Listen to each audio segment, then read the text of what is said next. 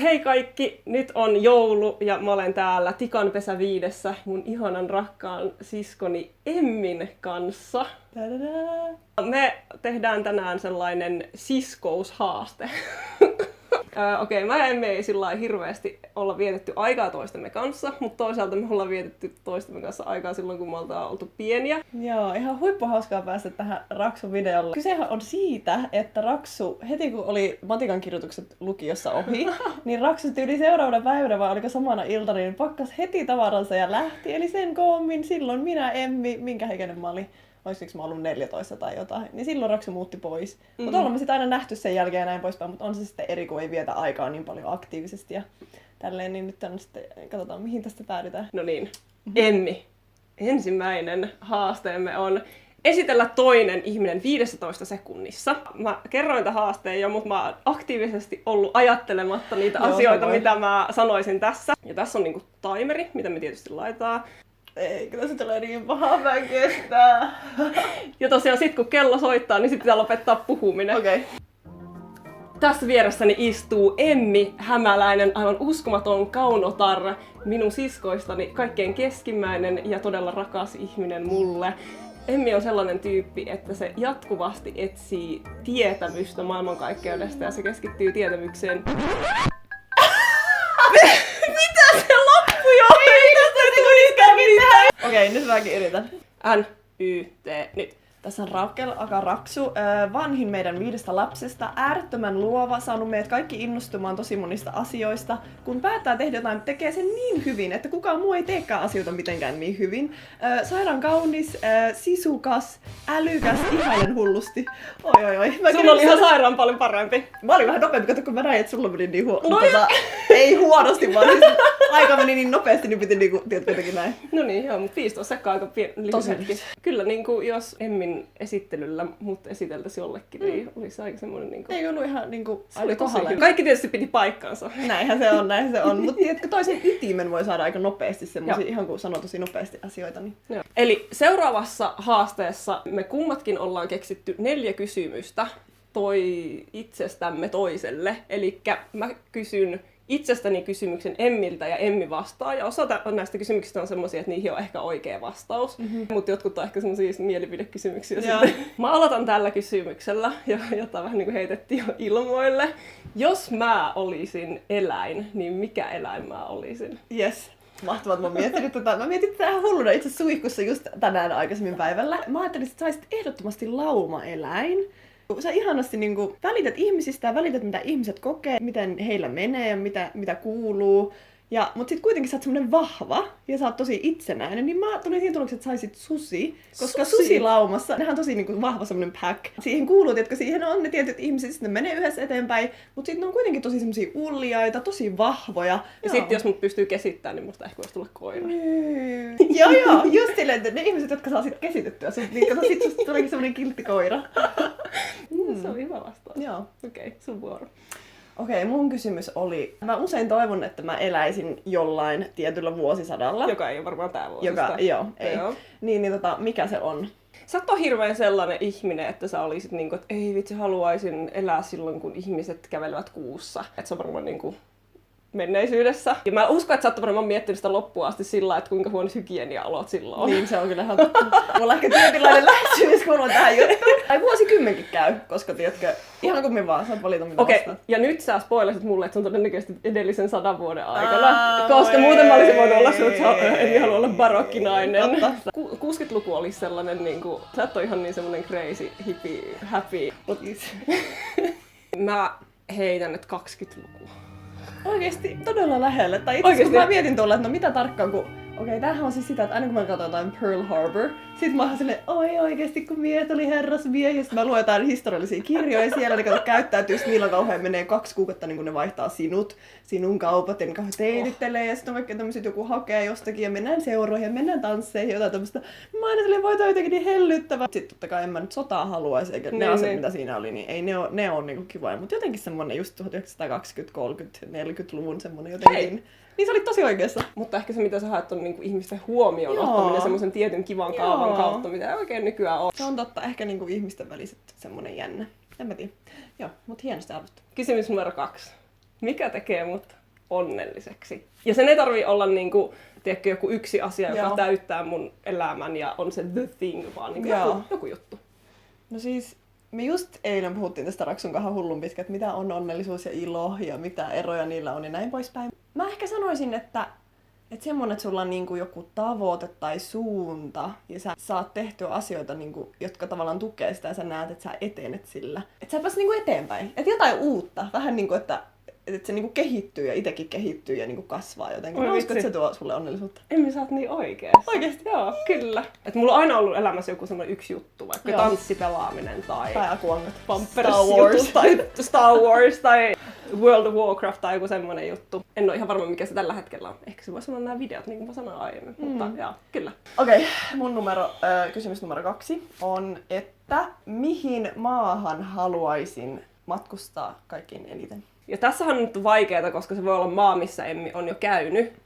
Ja se on semmoinen, niin kuin, mihin Emmi haluaisi takaisin. Mutta nyt taas tuosta reaktiosta päätellen se varmaan on maa, jossa Emmi ei ole käynyt koskaan. Mä luulen, että se ei ole kauhean lähellä, koska Emmi on myös kolunut aika hyvin Eurooppaan. Mä väitän, että se on joko niin kuin Etelä-Amerikassa tai Aasiassa. Mä en usko, että se on Afrikassa. Mulla on jotenkin sellainen fiilis, että se olisi niin kuin Australia tai Uusi-Seelanti. Ne on mun arvaukset. Ihan saa itse sellainen arvota.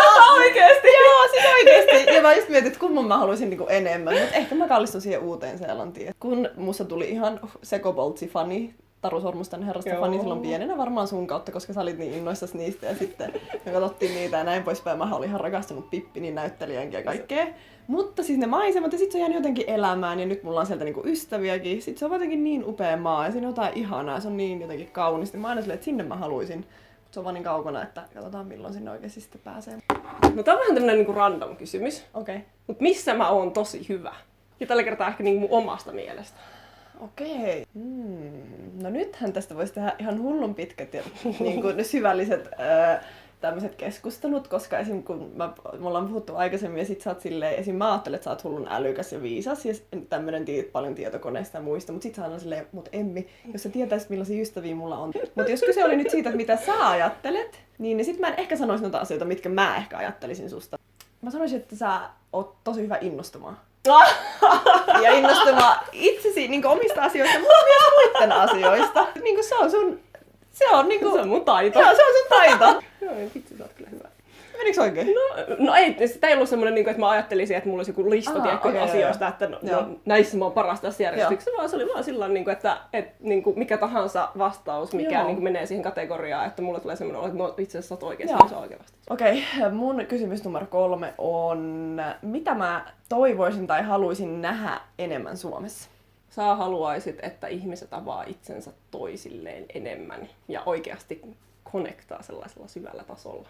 Ja tää on aika yleispätevä vastaus, koska se voi näkyä tosi monissa asioissa, esimerkiksi siinä kohteliaisuudessa myös.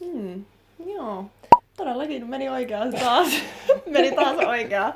Sitten mä olin miettinyt vielä, että yksi juttu, jos olisi, niin mä haluaisin, että suomalaiset, tiedätkö, että ei ole semmoista jännää vääränlaista vakavuutta tai semmoista synkeyttä tai semmoista raskautta asioissa. Ja mä toivoisin, että Suomessa enemmän tanssittaisiin, tiedätkö, ilakoitaisiin tai riemuittaisiin silleen niin, ja sitten kun on ollut maailmalla nähnyt niinku semmoista ihan niinku vilpitöntä heittäytymistä ja hassuttelua ja hupsuttelua, että Suomessa se on vähkä nähdä, että sä silloin saat niinku, tai jotain, sä oot vastuuton, sä oot vähemmän. Et se on jännä, että jos sä teet vaikka työtä, niin ei saa niinku, sä et saisi nauratella, sulla on olla hullu hauskaa, koska ei heti kaikki ajattele jotenkin, riippuen totta kai työpaikasta. Mutta jos sä tuut johonkin kauppaan, ja niillä on vähän liian hauskaa siellä kassalla, niin sä oot silleen, no ite kunnolla töitä. Miksi mä en tekisi kunnolla töitä? Että hauskuus voi kuulua ihan niinku arkea ja semmosia asioita tavallaan, mitkä on jotenkin vakavia, tai tehdään kunnolla. No anyways, mutta sitä mä toisin nähdä, että suomalaiset vähän niinku heittäytyisi ja hassattelisi. Jos mä antaisin itselleni neuvon, niin mikä neuvo se olisi? Nämä ihan hulluja nämä kysymykset. Nämä on kyllä todella haastavia. Mä ehkä sanoisin, että sä sanoisit itsellesi, että Rakel, ei tarvitse kiirehtiä. Vaikka en ajattele, että sä kiirehdit asioissa, en todellakaan. Mutta kuitenkin, tiedätkö, se vapauttaa ihmistä myös jollain tavalla sille, että joo, että niitä asioita, mitä nyt tapahtuu elämässä, niin niitä tapahtuu nyt. Ja sitten kun niitä tapahtuu, niin ehkä jotain toisia asioita ei voi tapahtua. Take it as it comes. Kyllä, se voisi olla hyvä neuvo itselleni, minkä voisin antaa. Tuleeko sulla mieleen, mitä sä itse vastaisit tähän kysymykseen? No mä varmaan sanoisin, että just do it. Oi, tuokin on kova. Todella kova. Mä haluan olla vierivä kivi. Pelon kynnyksellä kysy itseltäsi, kuinka paljon rohkeutta uskallat tänään jättää käyttämättä. Mun mielestä se on jotenkin ihanasti sanottu. Mun kysymys on, milloin olen kaikkein onnellisimmillani? Okei, no mä voisin taas varmaan vastata tähän sellainen ympäripyöreästi. Hei, paitsi että mä eilen kuulin, että se olisi varmaan semmoisen keskustelun jälkeen, jonka aikana on sekä itketty että naurettu. Oikeesti ne on varmaan alitajuiset, mitä me keskustellaan vaikka näille kysymyksiin. Joo, siis nyt kun sä sanoit ton, niin todellakin. Siis mä olin laittanut semmoisen syvällisen keskustelun, missä joku on niinku avannut sydäntään sulle. Joo. Että tavallaan niinku ihan sama, mitä sieltä tulee, hyvää tai pahaa. Mä koen sen hulluna etuoikeutena ja lahjana, että joku avaa niinku oikeasti sydämestä tai jotain. Niin se tavallaan semmoisen jälkeen mä oon tosi onnellinen. Se on karjalaisen emänän sanonta siis, että kun on itketty ja naurettu, niin silloin on ollut hyvä keskustelu. Eli sisimmältä, niin me ollaan varmaan molemmat vähän tämmöisiä karjalaisia, kun me itketään ja naurataan. Mutta se uskaltaminen, se on ihanaa. Niin. Mutta se vaatii se uskaltamisen kyllä jotenkin. On se aina vähän pelottavaa. Ja etenkin jos ei tunne ihmistä vielä niin paljon, niin silloinhan tulee just semmoinen, voi ei, jos toi ajattelee, että mä oon ihan outo tai tyhmä tai jotain muuta. Mutta totta kai sitten kun on tuttuja ihmisiä, niin sit se on vaan enemmän semmoista, että lähdetään, meillä on tämmöinen sanonta mun kavereiden kanssa, että lähdetään syviin vesiin, että laitetaan happilaitteet päälle ja sitten lähdetään, tiedätkö, sinne. Sitten joskus on silleen, kuinka syvällä me nyt ollaan volviasti.